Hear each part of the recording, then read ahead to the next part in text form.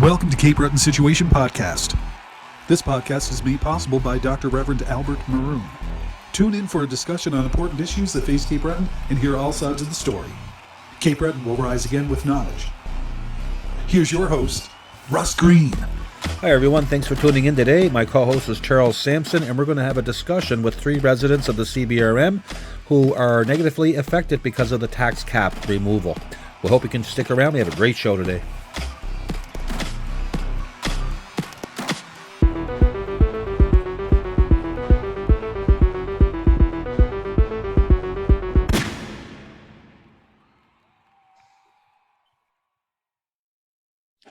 Hi, everyone, and thanks for tuning in today with us. We appreciate your time.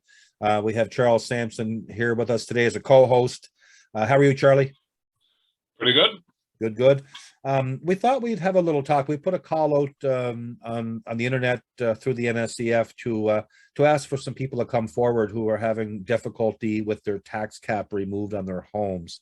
So I had a few people contact us, three ladies actually. So we're going to have a talk with them today. Is there anything, Charles, you want to bring up before we start to talk to them, or just about the tax cap itself? I just want to bring this up, Charlie. Yesterday, I heard from a real estate agent, and the real estate agent basically was saying that it's hard for them right now because the agents, when they're not disclosing, they're looking at the previous history on the house when they go to sell a home. So like your home, if it was listed, it's in Sydney Forks, as you know. If I was going to buy that home, I'd look at your previous listing about what taxes you pay, but you're in the tax cap. So it might show, $1,500 a year taxes on your home versus, the $6,000 or the $5,000 I'm going to pay being outside of the tax cap. And it probably wouldn't be that much because there's no water and sewer in your area. But that's a real issue for these real estate agents. And if the real estate agent tells the customer who's buying the home what their taxes are going to go to, they're afraid they're going to lose the sale of the home. And if they don't tell them, then a year later when they get that sticker shock, when they open that tax envelope from the CBRM and they see that their taxes, they're coming back to the agents and they're upset about it. So I can understand. We're going to try to interview them next, and I put a call out to a few real estate agents to see if they'll talk to us about this and see if they'll have a little talk with us about it. So if there's nothing else, Charlie, maybe we'll start to call these gals and just have a talk with them and these ladies and see if maybe we'll start with Donna first. And she's a single mother, and she has adult children. She downsized. So let me see if I can get Donna on the phone here first, and we'll see what she has to say. And hopefully you'll be able to hear her okay there, Charlie. Okay. Let me see here. Okay, let's try Donna first. Let's see if I can turn this up a bit.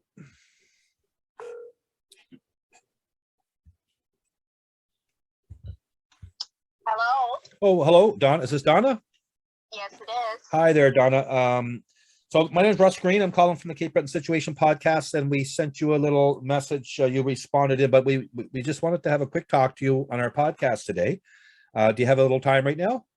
I do. Okay. So from your email that you sent in, you were a single mom and you had downsized, and the mortgage that you had on your home when you arranged it, was that a year ago, 2 years ago? How long ago did you downsize? A little over 2. Okay, so your principal and interest and taxes were $700 a month. Yes. That's correct? Okay, so then you got notice that the tax cap was removed and so forth, and there's some adjustment in there, I understand from your email, but you're talking now that you're paying around $920 a month. Yes, I am. Okay, so by our math, Donna, we see that like you were paying when you bought the home, the taxes you have on your email here, that was around $1,600 a year. Yes. Okay, and then that's $700, which was principal, interest, and taxes, that included the taxes on the home of $1,600. It did. Okay, so then when you went to 920, that increase, if you multiply that increase out, the difference of the 220 a month is $2,640 a year extra you're paying on taxes, on top of the 1,600 that was already built into your first principal, interest, and taxes. Is that that's around $4,240 a year by our math? Can you explain a little bit how this has affected you? Oh, I don't even understand how it could possibly be that high. When I purchased the home, I was downsizing, and I picked a home that was suitable for my budget, and now this has happened.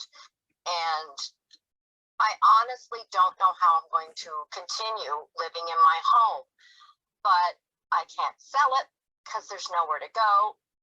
I'm going to sell rent. There's no rental properties that are, it's going to suit my needs at this moment, and it's very stressful. I'm looking at getting a part-time job, but I'm also, getting up there in age as far as I'm concerned. Maybe most people would think that, but to start putting myself out in the workforce again is something very difficult to do, training wise, and health issues, and it's been very stressful. So basically, when you downsized and got yourself into a smaller home, the one that would be more suitable to live, did you know at that time that this was going to have such a negative impact on your life? Not at all. Yeah. Would you have done it if you knew in advance? Like, would you have gone through with downsizing if you knew that this was going to be the case? No, I would have stayed in my other home, and I may have taken in a student. Right. How sorry to cut you off there, Donna. How will you pay the difference? I'm going to have to look for more work. Right. And you're not the only one. If I was to tell you that and I will tell this to all three people that are going to talk to us today. If I was to tell you that the federal government sends Nova Scotia $2.5 billion a year, and Nova Scotia's budget every year is around 11 or 12 billion. That money is in the Constitution as stated that it's for the governments so that we're not overtaxed to live to a Canadian standard.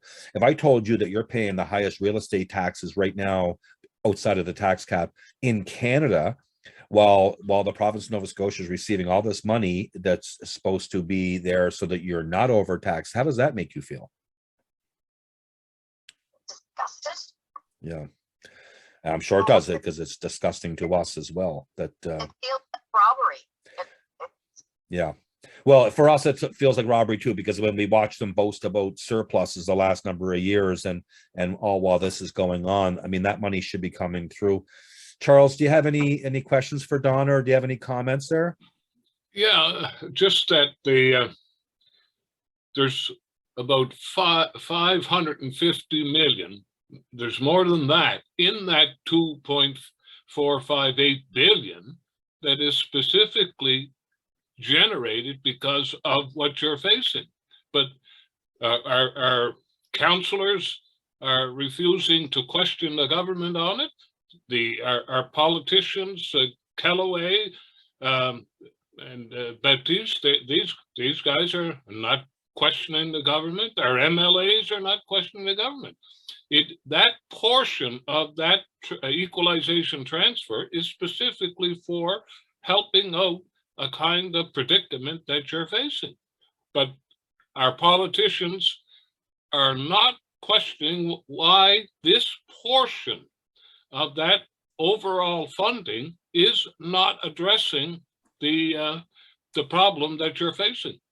You're going to have to call the politicians, make cry murder on this here. This shouldn't be happening, and it shouldn't be happening to you. Yeah, good point, Charles. Donna, we appreciate your time today, and I just have a quick question for you. Would we be able to do maybe some follow-up on you after a few months to see where you are in the situation that you're in with this removal of the tax cap? Would that be okay for us to reach back out to you in a few months? Yes, you certainly can. We just like to keep track of what you are doing and what you're having to do to balance the budget, to make ends meet here. And we'd like to follow up on the stories, and we'll do it with everyone we're going to talk to today. But if we can talk to you again, we would really appreciate that. Thank you. All right. Yeah. And thank you for your time today, Don. I appreciate it. You're very welcome. Thank you. Bye-bye. So, Charlie, that's not great. It's not great. That's not great that she has had such a change in life like that with this. The next lady that we're going to speak to is Ellen. And Ellen bought a home for her daughter. Her daughter is a single mom of 3 small children. We're going to actually speak to Ellen, and then we're going to phone her daughter, because we want we may as well paint the picture as the picture is, and what these families are going through with the removal of the tax cap and not being funded by the equalization program, so that we're not overtaxed, because that's the reality. So yeah, not good. But let's reach out to Ellen next, if that's okay with you, Charlie. Yep. Yes. Okay. Yep. I got her programmed on the phone there. Give me 1 second.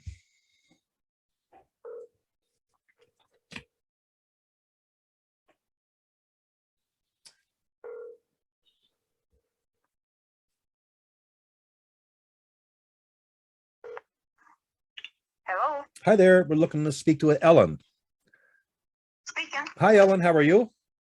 Fine, thank you. How are you? Good. My name is Russ Green. I'm calling from the Cape Breton Situation podcast. We had asked for some people to, I'm not sure if you saw the return email I sent, but we asked for reached out to some people to talk to us, and you had emailed in. We'd just like to talk a little bit, Ellen, about your situation, if that's okay with you. Do you have a few minutes? Sure. Okay. So if I'm understanding it right, you bought a home for your daughter, who is a single mom of 3 younger children. And you quoted in the email that your principal, your interest, and your taxes last year in that home were $560 per month for your mortgage payment. Is that correct? Correct, with the taxes included in with it. Yeah, the taxes were included. And I believe you broke it down even further for us, that it was $90 a month of taxes in that $560. Is that correct? Yes. Okay, so by our math, for 12 months at 90, so your taxes on the home that you had bought for your daughter was $1,080, so $1,080 a year. Does that sound about right? Yes. Okay, so then on your email to us, you had stated that since the tax cap came off, your new principal, interest, and taxes on your home is $885 a month. Yes. Okay, so that's an increase by $325 a month. And that times 12 months is $3,900 a year. And when we add your original $1,080 that was in your original, that comes out to $4,980 a year taxes on your home that you bought. Correct.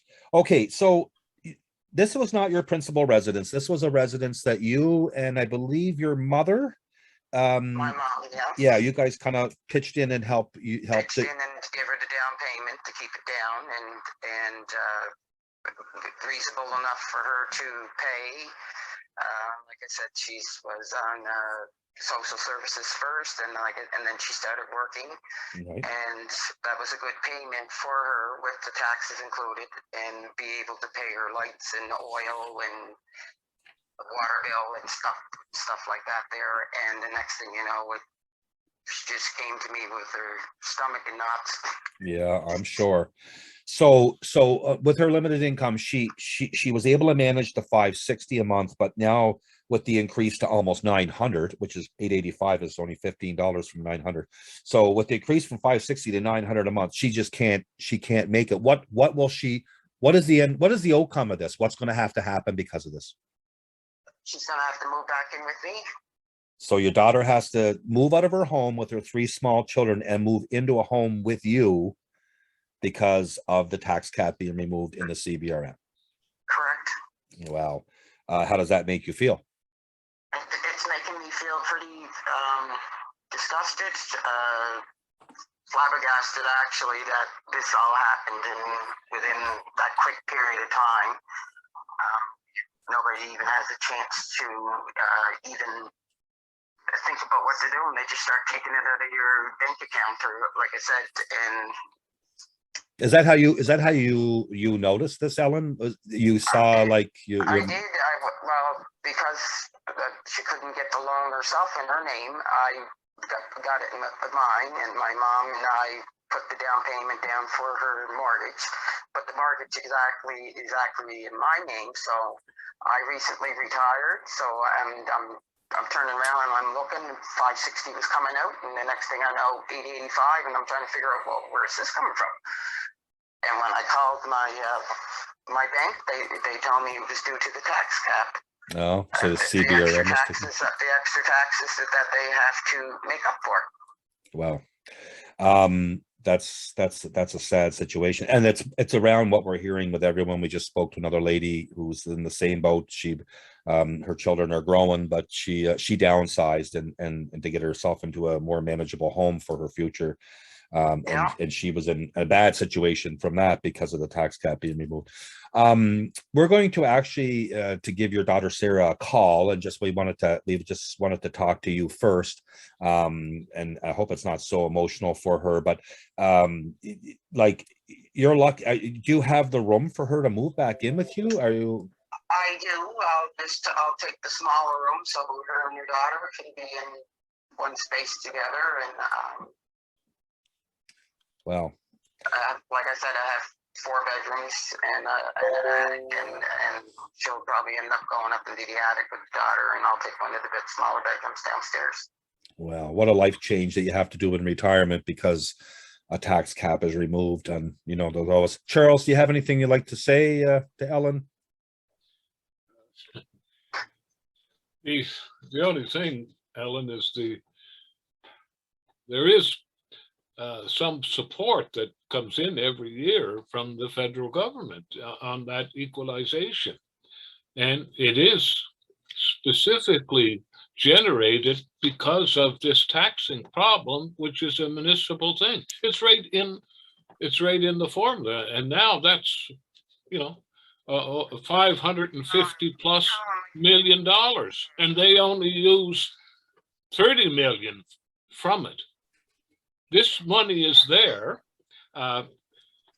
We made this comment before the budget consultation meeting at Center 200 to the mayor and the councillors that were there and the public. And the money is there to try and deal with these kind of, increases that are coming with the taxes, and people are going to get hurt badly. Well, we're getting bombarded, and I'm not the only one that's is feeling this with the way my daughter, because there's a lot of my friends that did the same thing as I did, or me and my mom did for my daughter, to get her into a place to call their own and have their own roof over their head, instead of being on. If it didn't matter how much money, if they worked and they made a lot of money, then it doesn't raise up due to because they live in a low rental or whatever, because it goes by their income. Yeah. Income. And 560 was a good rate, regardless if she was making the minimum wage or if she was going to be going somewhere else and going back to school and taking something else, So the 560 a month was manageable, like she could manage it no matter what her situation was, but at the 900 is not. Exactly, it's not. That's either a groceries, the light bill, or the oil bill. Yeah. Wow. And there's a lot of, with three small children at home, I'm sure that she has her share of bills. We thank you for your time, Ellen, and we just wanted to talk to you. And are you okay with that? We give Sarah a call, your daughter, and just have a quick talk with her. Yes. Okay. And a question, just an end question for you here. We're going to do a follow up, after a little time on the situation to see how it's working out and so forth. Are you okay if we give you a quick call back, Charles and I, and just have a quick talk with you maybe in a few months? Yes, for sure. All right, and we're sorry for what you're going. We're sorry what you're going through, and we're trying to do what we can to help the situation. But yeah, we're going to keep on it, and you keep following on the NSEF, and we'll do what we can from this end to assist the people who are in the same situation as you. Well, if it's a matter of just talking about it repetitively until people get it, we'll do that. But yes, people need to pay more attention to the NSEF of what's going on for the info. Yeah, well, Because we for appreciate sure that. our councillors and our government are not. Yeah, well, they're party politics at its best. That's what we're seeing happen here. Everyone just ignore them. That's the rule of thumb when it comes to the NSEF and government. But anyway, that's fine. They can keep ignoring. We'll keep talking. It's the way it is. Thank you very much for your time today, Well, Ellen. thank you very much for calling me. I appreciate it, and we're going to give your daughter a call next, and we'll have a talk with her. Thank you very much. Thank you. Bye-bye. Wow, Charles, that's a heartbreaker. That's a heartbreaker. I mean, her daughter is going to have to move in with her now, and she's recently retired, and she's going to take over her house with 3 small kids. Oh my gosh, I can't even imagine going through that. I don't know. That's, to me, that is it's almost criminal in behavior. I'm sorry. The people at the lower level of their income, and she's retired, so am I. This is who's the ones that are going to get impacted the most by this. They're going to get really hurt. Well, like, you know, when we're talking about the CBRM, what is our budget this year? $165 million is our budget this year in the CBRM. Okay. Right. Like we did our study, the similar municipalities across Canada, like Thunder Bay's 100,000 people, we're 100,000 people. They're spread out, we're spread out. Their budget's $545 million a year. Kingston, Ontario, $480 million a year. Our municipality is starved of resources, and this is what we're forced to resort.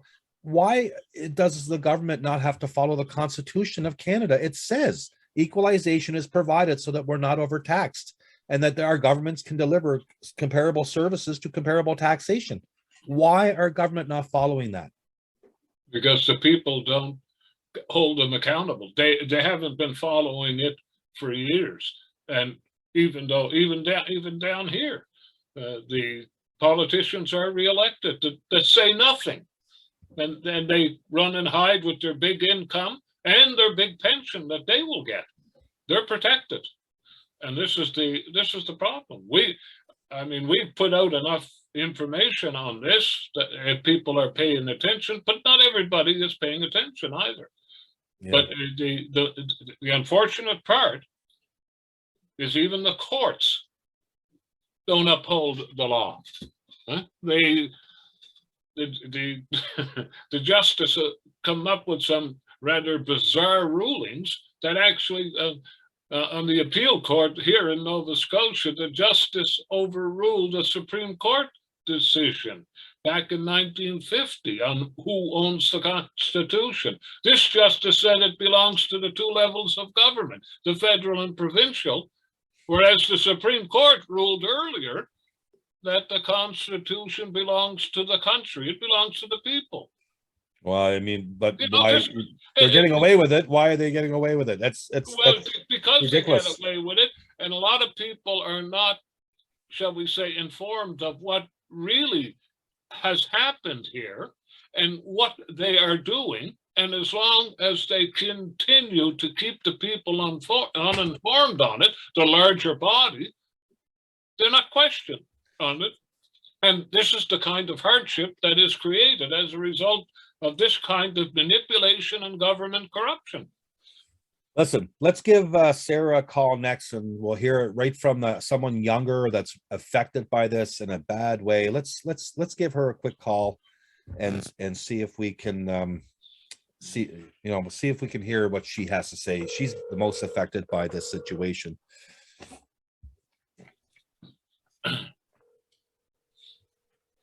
This is Sarah we're calling. Mm-hmm. Hello. Hello, how are you? Is this Sarah? Yes. Hi, Sarah. Hi, Sarah. How are you? My name is Russ Green. I'm calling from the Cape Breton Situation podcast. We just talked to your mom actually, and we told her that we were going to give you a call.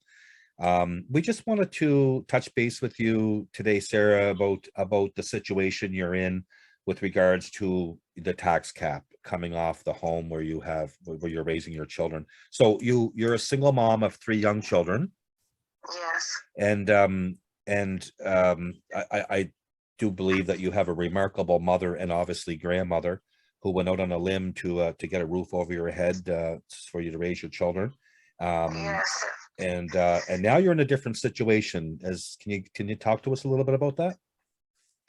Yeah.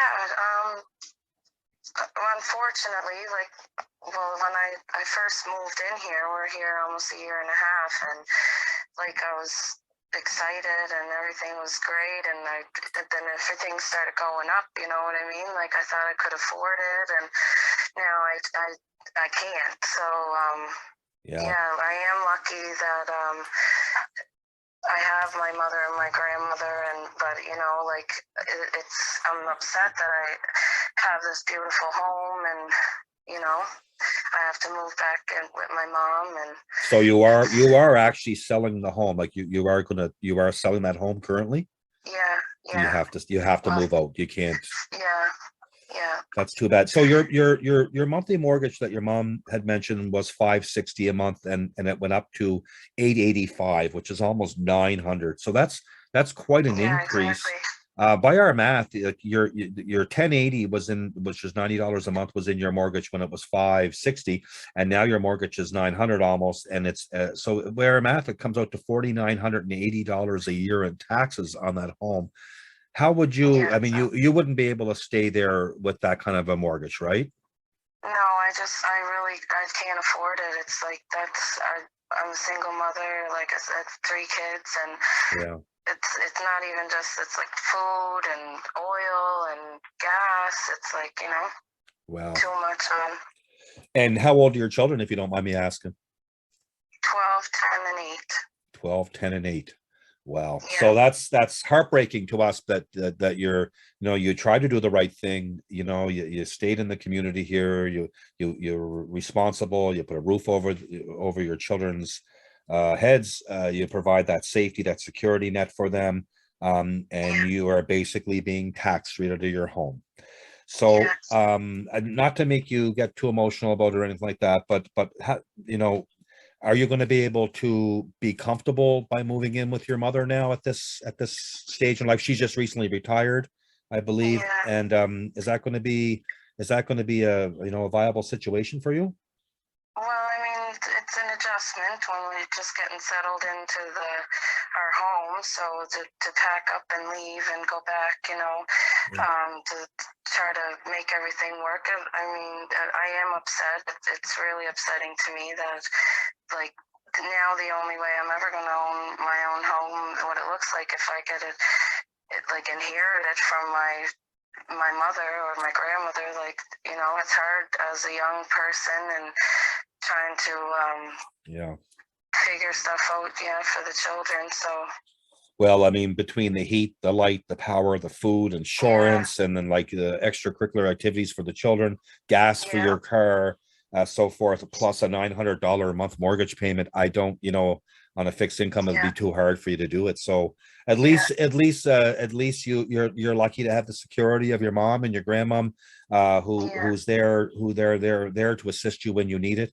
That's not the case for a lot of people, and we'll be talking to more people in the future, but it's not the case for a lot of people. So I am glad that you're in a good, I am glad you're in a good situation that way, that, you know, at least we'll know that you'll be looked after.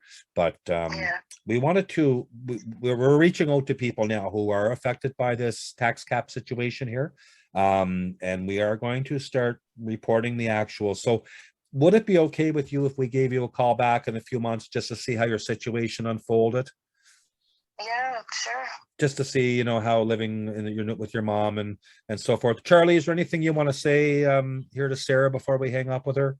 Well, it's a terrible situation, and you know, it shouldn't be happening the way it is. Our taxes shouldn't be that high to begin with, but our politicians are not doing a job. There is money being sent by the federal government every year, and now it's it's $565 million actually for a situation that you're facing, but they only put $30 million from this fund they get. It's the politicians here Where is this money that should be provided for situations that you're facing to help alleviate some of it? It's not being used here, and No. it's, where's it going? It seems to be it's going in the capital area, in the Halifax area, and they're prospering. But Yeah. it's young people like you that are going to get hit hard. It's disgusting in a way. So Sarah, I hope that you will talk with your friends and so forth and let them know your situation to and educate ourselves and, yes, do what we got to do to yeah, get something straightened out here, because Yeah. it's just not right. yeah. I don't think that we have a lot of trust left to our No. futures with people who are paid to represent us. It's just the reality of today, and unfortunately, we're really sorry that you're going through this situation, but I do want to thank you for your time, Sarah, and I do Thank wish you, you the too. very best. And if you do want to speak to us about anything in the future about how this is affecting you, just reach out to us. We'll put you on air right away, and we'll let people hear what you're going through because of this. But we do appreciate your time, and we feel sorry. We feel sorry for what you're going through, and we will continue to fight for you. We promise you that. That means a lot. Thank you. Thanks very much, and you have a good day. You too. Thank you. Bye-bye. Okay, Charlie, that almost ripped the heart out of me. I don't know. That was hard. That was gutting me. I don't know. I just feel like I want to cry right now. I just think that is horrific that a young mother of 3 small children looks to her mother and her grandmother to get her into a situation where she can raise her children the right way with a roof over their head and so forth. And she gets herself in a situation based on a home and its value, and it's $560 a month. And a year later, that $560 turns into $900. Well, that's $325 or $350 a month. That makes all the difference in the world. That means the difference between people eating or getting medication or having heat.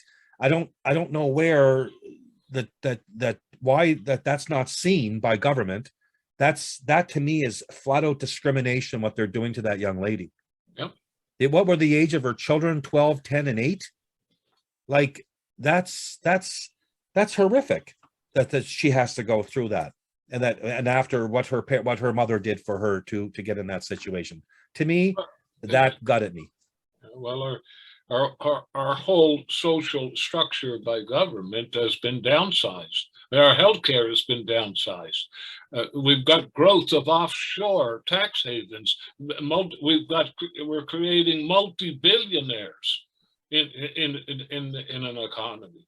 The taxes have been lowered and lowered. Governments have put themselves in the poorhouse for a few people who are extremely wealthy, and they're not paying their share. This was eventually going to happen, and perhaps even the situation you get when you get a situation by the major countries when they negotiate and get a war. It's a distraction from what's going on back home. The United States is Canada, England. These countries the poor people are suffering. I know. And it's right across the globe. It's right. Not just in this country or the Americas or South America or Europe. It's right across the globe. But let's focus in on this situation. Nova Scotia is receiving $2.5 billion a year in equalization, correct? Correct. Okay, 565 million by your math on the 23.7% as identified by Trevor Tombe at University School of Public Policy in Calgary, Alberta. Correct. Is generated by a municipal deficiency in tax capacity, correct? Because the municipalities themselves cannot raise sufficient revenue from their tax base, and ours is the highest in the country. They can't raise any more money from their tax base to provide for the services they're supposed to provide at a national standard. We're well below it. So why is it that that's not happening here in just this one region of Nova Scotia, or of Canada, basically, I should say, because the rest of rural Nova Scotia is feeling the pinch too, because as you know, we do studies and reports, and when we just recently looked at tax rates, commercial and residential, they're getting alarming in the rest of rural Nova Scotia, but that's not the case in downtown Halifax. No. 0.67 or something for residential, or 0.87, I can't remember one of them, and then 2 point something for commercial, where our commercial rate here is almost 6%. And our residential rate is 2.93 or something, depending on if you have water and sewer and sidewalks and you know, fire hydrants and so forth. But like is this not discrimination? Well, it's when you have the money being provided every year and not being distributed on just the one category in this formula, and it's all under control by the feds. They control this, and then they hand it over so-called unconditionally. Yet there's a condition expressed in the Constitution. They just simply ignore it. From what I understand, they were transferring this unconditionally prior to making it a law. They enshrined it in the Constitution, and they continued on with the practice. And when you question the provincial government on this, they just say it's transferred unconditionally. They throw it in general revenues and then hide it to where they actually spend it. Well, But they're not really hiding it when they report But surplus. they're not hiding it that well, because if you drive to Halifax and drive outside of Halifax into the rural areas, you know where the money is being spent.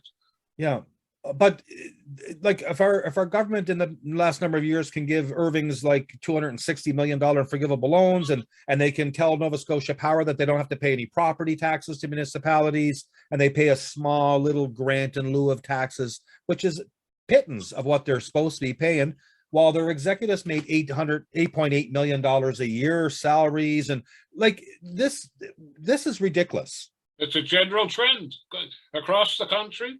I'm sorry, it's ridiculous. It's ridiculous. You know what? Politicians have to realize that they work for the residents who elect them, and they don't work for parties. They don't work for big business. They work for the people. But that doesn't seem to be happening. I'm sick of hearing from these people. Did I talk to you yesterday about the real estate agent? She was very upset about the fact that it's going to get impossible for them to sell homes if they're disclosing what the taxes are going to here. And it's going to be, you know, are the residents of the CBRM suffering because our provincial, our municipal, and our federal representatives want to ignore this situation? Most certainly. Okay, I want to ask you that question flat out to you. Are we suffering because our politicians are not doing what they're paid to do? Obviously. Because I'm sorry. You can't even get the politicians to come and discuss this matter, and it's government policy. And we had the situation with our federal guy, Mike Kellaway. He didn't want to come and explain what's happening here, and it's government policy, and that's one of the requirements of a member of parliament.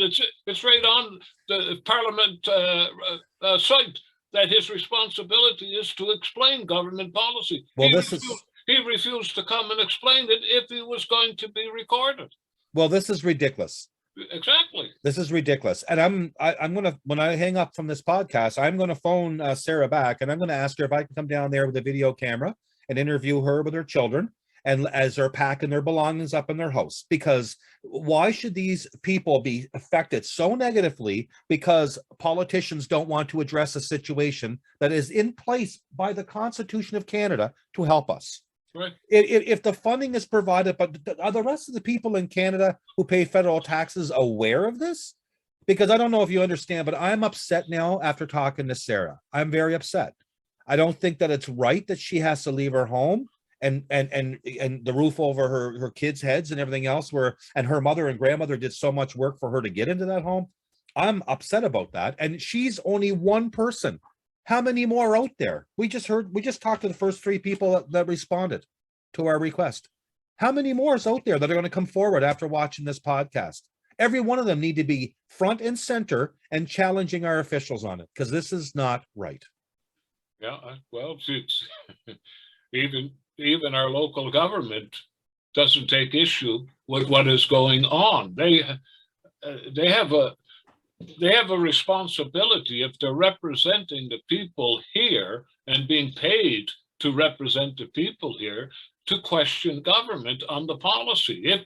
If another level of government is being providing the money to somewhat help considerably with what's occurring, and they don't question it whatsoever, we as a group made presentations to them, and they refuse to own this issue as their own. It is a federal level of funding specifically for a municipal government because it's related to their deficiency to raise sufficient revenue to provide for these kinds of services at the national level. We're below it. They do not want to question government. I mean, we've seen it just lately at the budget consultation meeting. We presented this information to them, which they're aware of. We presented it to them, I don't know how many times, and they continuously refuse to deal with it. Our Fed MPs refuse to deal with it, and our provincial MLAs refuse to deal with it. Where's Mumberhead on this? He was a minister in the previous government. Yeah, in municipal affairs. In municipal affairs. He's here.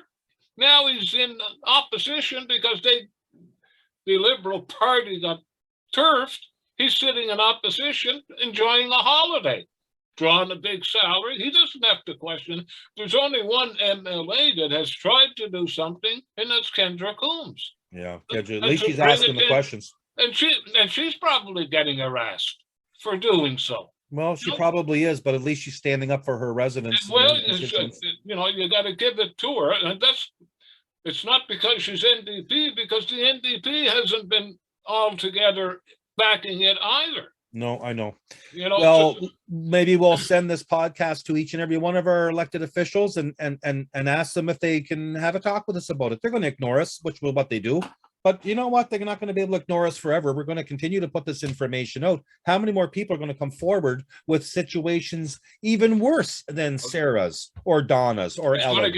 Like how many people are going to come forward? And we're going to continue to put it out because all we want government to do is to talk to us, sit down at a table and discuss it. But they won't do that. And they haven't done it with your group in 30 years or 27 years now. That's obviously shows me that they know what they're doing is wrong. That's how I see it. But I mean, I know I can't speak for them. Well, to me, it is a major scandal. We have government identified as being corrupt and breaking the law. The longer they can avoid having to deal with it, and if the public doesn't hold them accountable, which it hasn't so far, and we're probably not going to expect the people in Halifax to raise issue because they're enjoying the benefits that are being denied to the other areas of this province in rural Nova Scotia and the CBRM. So looking at it just simply on that basis, how can we expect them to even be concerned about it or even know about it? Things are going along fine. Development is taking place up there, but it's not taken, and the unfortunate part, let's say, with the people we spoke to, there's going to be more widespread than just them. It's the hardship is going to get worse. I think we'll take an afternoon and maybe set up at the mall or something and put a request out to people to come and have 2 minutes or 3 minutes say in front of our camera about how they're affected by this tax cap removal. And we'll start putting the voice of the people out there and just start putting it out and encourage them to come forward. That's all we can do, right? I mean, encouraging them to call to get in contact, with their elected officials and say, what the heck is going on here? Yeah. Why is this happening? Where's this money going? We've tried it. We've even tried to get the elected politicians. The longer they refuse to come to the table. This is the problem. The former mayor of the municipality had, John Morgan. He couldn't get them to come to the table to discuss it. Well, he tried using the courts to do it, and that didn't work. And they prevented him from having this. The information of how the government is doing this in my opinion, cannot stand up in a trial situation before a trial judge. No, because the facts are the facts. I mean, we look at the 23.7% alone. If you take that of the $2.5 billion, it comes out to 565 million, I believe. And if you look at what the province gives us, 51% of the provincial program, which is 30 million, we get 15. We got 30 this year, but we paid back 20. But anyway, so if we take 565 and take 51% of it, that's 200 and some odd million, 230 some million dollars. And if you add that to our budget, boom, there's the Canadian standard that we would be living to. About 280. Okay, so 280 and 165. 280 million. Right, 280 million plus 165 we generate here in taxes and so forth. Right. Added together puts us at a Canadian standard. So Right. if the federal government is topping up our province for our municipal deficiency, why are these guys? Because you have said to me many times that when this was capped way back at $30 million for the province, the equalization payment was around $1 billion a year, less than. Now it's at 2.5 billion, but that's still capped at 30 million. How can the province be receiving 2.5 times as much and not give any more out to the municipalities? Is that not illegal? Well, it should be. The Constitution is there. It's certainly unconstitutional. We didn't put it in the Constitution. Our government hacks put it in the Constitution, and then they just totally avoid it. And then they get the court system to agree with them. You know, Well, this is what's going on. I think we need to end it there. We're just both a little bit too heated about the whole thing today and so forth. But listen, we're not heated enough. Let's see what it generates with people who watch us, and we'll put it on Go Cape Breton and Facebook and so forth, and we'll see if some more people come forward, and we'll start talking to them, and maybe we can set up and give each one 2 or 3 minutes in front of a camera to tell the people of tell our politicians basically through the podcast what they're faced with this dreaded tax cap situation. Yeah, which I don't know what else to do. I mean, if they won't sit down and talk about it, and the courts refuse to allow it to go to court, and our politicians are told by their party leaders to ignore us, I mean, I don't know. I mean, it's not going to stay like that forever. It can't. Well, it's going to get worse. Hopefully, getting worse. The public responds by calling their politicians to account and turfing them out of office. Yeah, that's what you at one point ran as an independent. You should have got elected on that because of this issue. You know what, Charlie? Just to make it clear, I hate politics. I know. I ran to get elected to stand up in legislature and speak the truth about Cape Breton and not have a party leader telling me to be quiet or muzzling me. I can speak directly to the premier, to the finance minister, municipal affairs. And you know what? They're lucky I didn't get elected. And everyone's after me to run again. I'm not doing it. I just can't stomach politics. I just think it's a vicious, horrific situation for anyone to be in, is being in politics. Well, I swear they get in for the best intentions, but when they're there, it very quickly changes. Money controls the system. It's a party system. The party system is hierarchical in structure. They control it. These members can't run on the party. Well, let me tell you, that's certainly not helping Donna, Ellen, or Sarah. That's not helping Donna, Ellen, or Sarah here today. And you know what? We'll see how many more it's not helping as the people come in here. There's going to be more. There's going to be more. Yep. And I think that we should have the opportunity to put all those stories public, because it is the reality. And we're willing to give politicians any open air time to come on and talk to us about this. And the people watching, they'll know. You'll see them ignore us. They won't talk to us. And it's just the way it is. I think we have to end it there, Charlie. We're at the end of our time. I appreciate your time today. Thank you. And what we'll do is we'll just continue on, and yeah, it's the warmer weather is coming. I think we have to call the public out and go to the politicians' office with a large crowd and demonstrate in that way. These people are getting away with economic murder. Yeah, it's regional discrimination, it's fiscal discrimination, it's Well, economic discrimination. It's discrimination against the people of the CBRM and Cape Breton. I don't care how anyone looks at it, but anyway, that's what it is. And the rural area of this, Yeah. five towns have dissolved. Why? And more applied. Why was canceled? It didn't need much money to continue, but it had to close and join a neighboring one. So their political representation is much less. I know. This is what's going on. I know. I think we have to end it there. Thanks for your time today. Appreciate it. And thank you everyone for watching. And stay tuned, and we'll keep these coming, and we'll keep talking our truths down here in Cape Breton Island, see what we can make some change. The NSEF and the Cape Breton Situation Podcast appreciate your time to watch us. Have a great day.